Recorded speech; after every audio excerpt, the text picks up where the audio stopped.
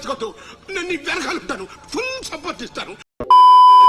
అనుకున్న టైంలో అనుకోకుండా డూమ్స్డే ట్రైలర్ అయితే సడన్గా ప్రత్యక్షమైంది. ఇప్పటికే లేట్ అయిపోయింది, బట్ మంచి డీటెయిల్స్ అయితే వచ్చాను. సో పక్కా లాస్ట్ వరకు చూడండి. ముందు మార్వెల్ మూవీస్ కున్నంత హైప్ అయితే ఇక్కడ కనిపించట్లేదు. బట్ మేబీ ఎండ్ గేమ్తో ఎండ్ అయిన ఆ హైప్ అంతా మళ్ళీ ఈ డూమ్స్డేతో తిరిగి రావాలని చెప్పేసి మనస్ఫూర్తిగా కోరుకుంటున్నా. ఇంకా కుడి చేతితో లైక్ వేసుకోండి, మనస్ఫూర్తిగా సబ్స్క్రైబ్ చేసుకోండి. వీడియోలోకి వెళ్ళిపోదాం. స్టార్టింగ్ లో ప్రొఫెసర్ జేవియర్ అయితే మనకు చూపిస్తున్నారు. అక్కడ ఇన్కర్షన్స్ అయితే జరుగుతున్నాయి. ఆ ఎర్త్ కొలైడ్ అయినప్పుడు ఆ ఇంపాక్ట్ అయితే మన బ్యాక్గ్రౌండ్ లో చూడొచ్చు. అండ్ బ్యాక్గ్రౌండ్ లో మనకు ఆర్డీజీ యొక్క డాక్టర్ డూమ్ యొక్క వాయిస్ వినిపిస్తుంది. కాకపోతే ఇంగ్లీష్ లో మనం చూస్తే తన యాక్సెంట్ అనేది డిఫరెంట్ గా ఉంటుంది. అది లాట్వేరియా యాక్సెంట్. సో వాయిస్ ని కూడా దానికి తగ్గట్టు పెట్టారు. ఇంకా తను చెప్తున్న దాని ప్రకారం ఏదో ప్రళయం రాబోతుంది, దాన్ని ఆపడం మనకు సాధ్యం కాకపోవచ్చు. ఈ రోజు గడిచేలోపు మన ముందు ఒక విపరీతమైన పరిస్థితి ఉండొచ్చు అని చెప్పేసి తను అంటున్నాడు. అంటే ఇక్కడ తను జరిగే ఇన్కర్షన్స్ గురించి ఎక్స్ప్లెయిన్ చేస్తున్నాడు. అలానే తను ఇక్కడ పూర్తి విలన్గా కాకుండా తన ఐడియాలజీ కరెక్ట్ అన్నట్లు మాట్లాడుతున్నాడు. అంటే సిమిలర్ టు థానోస్ లాగా అనమాట. తను చేసేది కరెక్ట్ అనుకుంటాడు, బట్ దానికోసం తను చేసే పనులు మాత్రం దారుణంగా ఉంటాయి. అలా అనమాట. అలా తను కొలైడ్ అవుతున్న యూనివర్స్ ని కాపాడడం కోసం ఎక్స్మెన్ యూనివర్స్ అయితే డెస్ట్రాయ్ చేయాలని చెప్పేసి ఇక్కడ ట్రై చేస్తున్నట్టు కనిపిస్తుంది. అందుకే ఇక్కడ తను ఎక్స్పాన్షన్ మీద ఫైట్ అయితే చేస్తున్నాడు. ఇక్కడ తను సెంటినల్ బర్డ్స్ అయితే తీసుకొచ్చి వాళ్ళ మీద అటాక్ చేపిస్తున్నారు. ఇంకా ఈ ఫైట్ లో తనైతే వాళ్ళు ఓడించలేరు. సో ఎక్స్మెన్ అయితే ఇక్కడ ఓడిపోతారు. ఇంకా సైక్లాప్స్ యొక్క షాట్స్ కూడా మనం చూడొచ్చు. ఆల్రెడీ ఫస్ట్ టీజర్ లో వచ్చాయి కదా, వాటిని కూడా ఇక్కడ మనం చూడొచ్చు. న్యూ అవెంజర్స్ టవర్ అయితే చూపిస్తున్నారు. ఇది వ్యాలంటీన్ అయితే రీబిల్డ్ చేసింది. అండ్ వాళ్ళ కొత్త లోగో కూడా చూడండి, కొద్దిగా డిఫరెంట్గా ఉంది. And thunder bolts post credits లో మనకు చూపించినట్టు ఫ్యాంటాస్టిక్ ఫోర్ షిప్ అయితే ఈ ఎర్త్ మీదకి వస్తుంది. అండ్ షిప్ అయితే ల్యాండ్ అవుతుంది. అందులో నుండి ఫ్యాంటాస్టిక్ ఫోర్ అయితే మనం చూడొచ్చు. వాళ్ళైతే కొత్త సూట్స్ లో ఉన్నారు. అండ్ వాళ్ళతో పాటు థార్ కూడా కనిపిస్తున్నాడు. ఇంకా థార్కి ఇదంతా ఎలా తెలుసు అంటే, తన కూతురు అయిన లవ్ అయితే దీని గురించి చెప్పుంటుంది. తనకు ఆ పవర్స్ ఉంటాయి కాబట్టి రాబోయే ప్రమాదం గురించి తను థార్కి అయితే చెప్పుంటుంది. సో అలా థార్ ఫంటాస్టిక్ ఫోర్ టీమ్ అయితే కలిసి ఉంటాడు. ఇంకా ఇక్కడ చెప్పాలంటే స్టీవ్ రాజర్స్ కూడా అదే షిప్ లో ఉంటాడు. దాని గురించి మనం తర్వాత మాట్లాడదాం. ఇంకా అవెంజర్స్ టవర్స్ లో కొత్త టీంతో పాటు పాత టీం కూడా ఉంటుంది. అందులో లెఫ్ట్ సైడ్ మనం చూసుకుంటే John Walker, Red Guardian, Yelena Belova, Bucky, Ghost వీళ్ళు కనిపిస్తున్నారు. ఇంకా మూలకు చూసామంటే మన బాబు ఉన్నాడు, అదే సెంట్రీ ఉన్నాడు అనమాట. ఇంకా మధ్యలో ఫంటాస్టిక్ ఫోర్ టీం ఉంది. ఇంకా ఈ పక్క వస్తే రైట్ లో మనకు శామ్ విల్సన్, యాంట్ మ్యాన్ ఉన్నారు. అండ్ తనతో పాటు థార్ కూడా ఉన్నారు. ఇంకా అదే ప్లేస్ లో న్యూ ఫాల్కన్ అండ్ అలానే స్టీవ్ రాజర్స్ కూడా అక్కడే ఉండొచ్చు.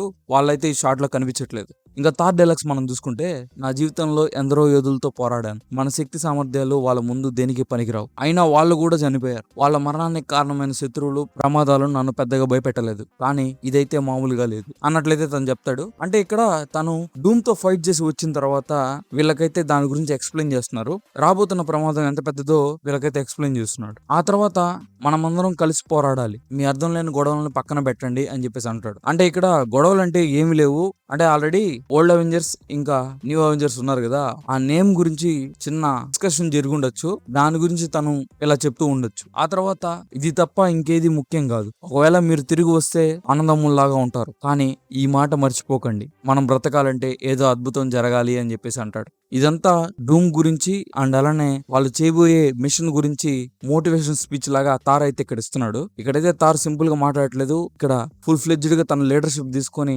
ఆ ప్రమాదం గురించి చెప్తున్నాడు. అలా నెక్స్ట్ అయితే వీళ్ళు 2 గ్రూప్స్ గా విడిపోయి 2 ప్లేసులకి అయితే వెళ్తారు. ఒకటి వకాండాకి, రెండోది ఎక్స్పాన్షన్ దగ్గరికి. సో దాని గురించి కూడా మాట్లాడదాం. ఇంకా అలానే ఈ షాట్ లో బ్యాక్ సైడ్ ఉన్న స్క్రీన్ పైన చూడండి, 3 యూనివర్సెస్ అయితే కొలైడ్ అవుతున్నాయని చెప్పేసి చూపిస్తున్నారు. న్యాచురల్గా అయితే ఓన్లీ 2 యూనివర్సెస్ అయితే కొలైడ్ అవ్వాలి, కానీ ఇక్కడ 3 అవుతున్నాయి. అదేదో ఎవరో కావాలనే ప్లాన్ చేసినట్టు కనిపిస్తుంది. సో దాని గురించి ఇక్కడ మనకు చూపిస్తున్నారు. ఇంకా అలానే ఆ 3 యూనివర్సెస్ వచ్చేసరికి మన మెయిన్ ఎర్త్ అయిన 616, ఆ తర్వాత ఎర్త్ 10005 ఇది ఎక్స్మెన్ యూనివర్స్, అండ్ ఇంకోటి ఎర్త్ 828 ఇది ఫంటాస్టిక్ ఫోర్ది. ఇలా ఈ 3 యూనివర్సెస్ అయితే కొలైడ్ అవ్వబోతున్నాయి. దాన్ని అయితే ఇక్కడ మనకు చూపిస్తున్నారు. And left side top corner లో మనం చూసుకుంటే కొలైడ్ అయిన తర్వాత కేవలం 3 యూనివర్సెస్ యొక్క హాఫ్ పార్ట్ మిగులుతుంది, అది కూడా కోర్ తో. దాన్ని అయితే ఇక్కడ మనకు చూపిస్తున్నారు. అలానే కింద మనం చూసుకుంటే ఆ కొల్యూషన్ కి ఇంపాక్ట్ ఉంటుంది కదా, దానికి సంబంధించి టైమర్ కూడా ఉంది. సో ఆ టైం లోపల వీళ్ళు ఈ ప్రమాదాన్ని ఆపాలి. ఇంకా ఇక్కడ ఎక్స్‌మెన్ యూనివర్స్ వచ్చేసరికి X-Men days of future past లో వాల్వరిన్ అయితే చేంజ్ చేసిన న్యూ యూనివర్స్ ఉంటుంది కదా, అదే మనం చూస్తున్న ఈ ఎక్స్‌మెన్ యూనివర్స్. అండ్ అలానే మెయిన్ గా మన కులదైవం అయిన డెడ్‌పూల్ కూడా ఈ యూనివర్స్ నుండే ఉంటాడు. సో జాగ్రత్తగా చూసుకోవాలి.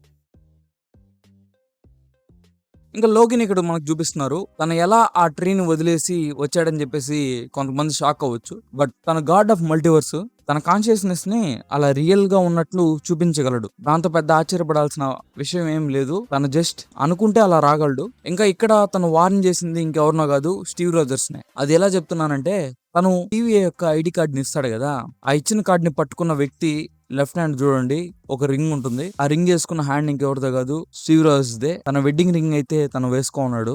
సో ఆ విధంగా లోకి అయితే స్టీవ్ రాజర్స్ ని వార్న్ చేయడానికి వచ్చుంటాడు. ఇంకా లోకి అక్కడ తను వేరే వేరియంట్ ని అని చెప్పేసి ప్రూఫ్ చూపించడానికి ఈ ఐడి కార్డ్ అయితే ఇచ్చుంటాడు. అండ్ ఇది పాస్ట్ లో అయితే జరగట్లేదు, ప్రెసెంట్ తను గాడ్ ఆఫ్ మల్టీవర్స్ అయిన తర్వాతే ఇదంతా మనం చూస్తున్నాము. అది ఎలా చెప్తున్నానంటే, ఐడి వెనకాల చూడండి, ట్రీ ఆఫ్ ఇద్రిసిల్ అయితే మనకు చూపిస్తున్నారు. సో ఇదైతే ప్రెసెంట్ తన గాడ్ అయిన తర్వాతే జరిగే సీన్ అన్నమాట. అందుకే ఈ ఐడి కార్డ్ ఇలా ఉంది. ఇంకా ఎండ్ గేమ్ ఎండింగ్ లో చేసిన టైం ట్రావెల్ వల్ల ఈ కాండ్ అంతా జరిగిందని చెప్పేసి తను ఎక్స్ప్లెయిన్ చేస్తూ ఉండొచ్చు. ఇంకా దీనికోసం ఫైట్ కి రెడీ అవ్వమని చెప్పేసి తను వార్న్ చేస్తున్నాడు. అలానే ఇక్కడ ఇంకో షాక్ అయ్యే విషయం ఏంటంటే, స్టీవ్ రాజర్స్ ఉండేది ఇంకేదో యూనివర్స్ కాదు, అది ఎర్త్ 828, అదే ఫాంటాస్టిక్ 4 ఉండే యూనివర్సే. అందుకనే తను మనకు ఫాంటాస్టిక్ 4 తో పాటు తర్వాత షిప్ లో కనిపిస్తాడు. అంటే థీరీస్ ప్రకారము ఫాంటాస్టిక్ 4 లో ఒక సీన్ ఉంటుంది. ఆ సీన్ లో ఒక ఫాదర్ ఇంకా వాళ్ళ సన్ ఫాంటాస్టిక్ 4 యొక్క కార్టూన్స్ ని చూస్తూ ఉంటారు. ఆ క్యారెక్టర్స్ ఇంకెవరో కాదు, స్టీవ్ రోజర్స్ ఇంకా తన సన్నే. సో అలా ఆ థీరీ ప్రకారం స్టీవ్ రోజర్స్ అయితే ఫాంటాస్టిక్ 4 యూనివర్స్ లోనే ఉంటాడు. ఇంకా ఈ ప్రమాదం గురించి లోకి చెప్పిన తర్వాత స్టీవ్ అయితే ఫాంటాస్టిక్ 4 దగ్గరికి వెళ్లి ఉన్న విషయాన్నంతా ఎక్స్ప్లెయిన్ చేసి తను ఎర్త్ 616 కి అయితే ఇలా వచ్చుండొచ్చు. ఆ దారిలో వీళ్ళకి తార్ అయితే కలిసి ఉంటాడు. అండ్ తార్ అయితే ఇక్కడ ఆశ్చర్యంగా స్టీవ్ రోజర్స్ ని చూస్తున్నాడు. అండ్ ఇక్కడ తార్ పట్టుకున్న మిల్నీర్ అయితే సేమ్ లవ్ అండ్ థండర్ లో ఉండే మిల్నీరే. ఆ క్రాక్స్ అయితే మీరు చూడొచ్చు. సో ఆ మిల్నీరే ఇది. ఇంకా ఈ అవెంజర్స్ అందరూ మిషన్ మీద వెళ్తారు కదా, అందులో Ben, Bucky, ghost, సివ్, new Falcon, John walker వీళ్ళంతా వకండాకి వెళ్లి షూరీని అండ్ ఎంబాకోని కలుస్తారు. ఇంకా అక్కడ నుండి వాళ్ళు నేమోర్ దగ్గరికి అయితే వచ్చుంటారు. ఇక్కడ నేమోర్ని అయితే మనం చూడొచ్చు. తనైతే కొత్తగా కనిపిస్తున్నాడు, అంటే సూట్ విషయంలో గానీ గెటప్ విషయంలో గానీ. ఆ తర్వాత వాళ్ళకి ఫైట్ అయితే జరుగుతుంది. ఈ అవెంజర్స్ అంతా నామోర్ ని దేనికోసమో రిక్వెస్ట్ చేయడానికి వచ్చుంటారు. అక్కడ జరిగే సీక్వెన్స్ ఇదంతా. ఇంకా వీళ్ళ మధ్య ఫైట్ అనేది జరుగుతుంది. అలా సివ్స్ట్రామ్ ఇంకా నామోర్ కూడా ఫైట్ జరుగుతుంది. హాలోకాన్ అయితే మామూలుగా నీళ్ళలో ఉంటుంది కదా, బట్ ఇక్కడ వాటర్ అంతా బయటికి వెళ్ళిపోయి ఏదో చుట్టూ వాల్ లాగా క్రియేట్ అయి ఉంటుంది. ఇది నాకు తెలిసి నామోర్ పనే అయి ఉంటుంది, అందుకే నీళ్ళంతా వాల్స్ లాగా ఉంటుంది. ఇంకా అలానే థీరీస్ ప్రకారం అవెంజర్స్ ఇక్కడికి వచ్చింది ఆర్టిఫిషియల్ సోలార్ ఎనర్జీ ఉంటుంది కదా, అంటే కోర్ లాగా. అదే వకండా ఫర్ ఎవర్ లో మనం చూస్తాం కదా, ఒక ఆర్టిఫిషియల్ సన్లైట్ లాగా. అండర్ వాటర్ లో వాళ్ళు బతికే దాని కోసం సన్లైట్ చూస్తారు కదా, దానికోసం వీళ్ళు వచ్చుండొచ్చు. ఫస్ట్ లో అయితే నామోర్ ఒప్పుకోడు, బట్ లాస్ట్ కి వీళ్ళకి హెల్ప్ చేయడానికి నామోర్ ఒప్పుకోవచ్చు. ఇంకో టీం ఏమో కొలైడ్ అవుతున్న ఎక్స్మెన్ యూనివర్స్ కి వెళ్తారు. అక్కడ ఎక్స్మెన్ తో వీళ్ళకి ఫైట్ అవుతుంది. వీళ్ళు సేమ్ డూమ్ లాగా అటాక్ చేస్తున్నారని చెప్పేసి అనుకొని ఎక్స్మెన్ టీం అయితే వీళ్ళ మీద అటాక్ చేస్తారు. ఇక్కడ మనకు షాంగ్చి వర్సెస్ గ్యాంబిట్ ఫైట్ అయితే జరుగుతుంది. దాని ఇక్కడ మీరు చూడొచ్చు. అండ్ అలానే షాంగ్చికి కొత్త సూట్ అయితే ఉంది. ఆ తర్వాత మనకు కనిపించి ఈ గ్యాంబిట్ అయితే డెడ్పూల్ అండ్ వాల్వరిన్ లోని గ్యాంబిట్ కాదని చెప్పేసి అంటున్నారు, చూడాలి. అండ్ ఇక్కడ షాంగ్చితో పాటు Elina, read Richards, Sam Wilson, ant man కూడా ఉండొచ్చు. అలానే వీళ్ళతో హెర్బీ కూడా ఉంటుంది, దాన్ని మీరు ఇక్కడ చూడొచ్చు. ఆ తర్వాత ఎలినా అయితే మిస్టిక్ తో అలాంటి డూప్ తో అయితే ఫైట్ చేస్తుంది. తర్వాత సైక్లాప్స్ కూడా వీళ్ళ మీద అటాక్ చేస్తాడు. లాస్ట్ కి ప్రొఫెసర్ జేవియర్ ద్వారా వీళ్ళ ఫైట్ అనేది ఆగొచ్చు. ఇక్కడ కూడా అవెంజర్స్ కి ఏదో కావాల్సింది ఉంది. అండ్ థియరీస్ ప్రకారం అది ఇంకేదో కాదు, సెరిబ్రో అని చెప్పేసి అంటున్నారు. ఎందుకంటే రీడ్ రిచర్డ్స్ అయితే ఆ సెరిబ్రో ద్వారా అండ్ నామోర్ దగ్గర ఉండే ఆ ఎనర్జీ సోర్స్ ద్వారా డూమ్ ని కానీ ఫ్రాంక్లిన్ కానీ కనిపెట్టే అవకాశం ఉంది. లేదు అనుకుంటే ఇన్కర్సెస్ ని హోల్డ్ చేసే కూడా ఛాన్స్ ఉంది. అందుకే ఈ డివైసెస్ కోసం వాళ్ళు ఇక్కడ వచ్చుంటారు. ఈ ఫైట్ అనేది అందుకే జరుగుతుంది. అండ్ ఆల్రెడీ నైట్ క్రావలర్ ఉన్నారు కదా యాక్టర్ కూడా కన్ఫర్మ్ చేసిన ప్రకారం తను రీడ్ రిచర్డ్స్ కూడా ఫైట్ చేశారంట. అలా చాలా కాంబినేషన్స్ తో మనం ఎక్స్మెన్ వర్సెస్ అవెంజర్స్ ఫైట్ అనేది ఇక్కడ మనం చూస్తాం. ఈ ఫైట్ తర్వాత జేవియర్ అయితే మ్యాగ్నెటోని మీట్ అయ్యి డూమ్ ని ఎదుర్కోవడానికి మోటివేట్ చేస్తున్నట్టు ఇక్కడ కనిపిస్తుంది. ఇంకా స్కాట్ లాంగ్ అండ్ క్యాసీ కూడా ఉన్నారు. అంటే క్యాసీ యంగ్ అవెంజర్స్ తో కాంటాక్ట్ లో ఉంది కాబట్టి వాళ్ళని కూడా మనం చూసే అవకాశం ఉంది. ఇంకా మూవీ ఎండింగ్ లో బ్యాటిల్ వరల్డ్ అయితే క్రియేట్ అయిపోతుంది. అక్కడే జాన్ సియూన్ అయితే హక్ చేసుకున్నట్టు ఇక్కడ కనిపిస్తుంది. అంటే వాళ్ళు ఇంకా ఏం చేయలేని సిచ్యువేషన్ లో ఎండ్ అయిపోతుంది అనుకుని అలా ఫీల్ అవుతున్నారు. ఇంకా హాకాయ్ అయితే ఈ మూవీలో లేడు. అంటే ఈసారి కూడా మన వాళ్ళు ఓడిపోవచ్చు. ఇంకా సీక్రెట్ వార్స్ లో అయితే మనం తనను చూడొచ్చు. ఇంకా spider man, doctor strange, Hulk వీళ్ళంతా కూడా మనకు కనిపించలేదు.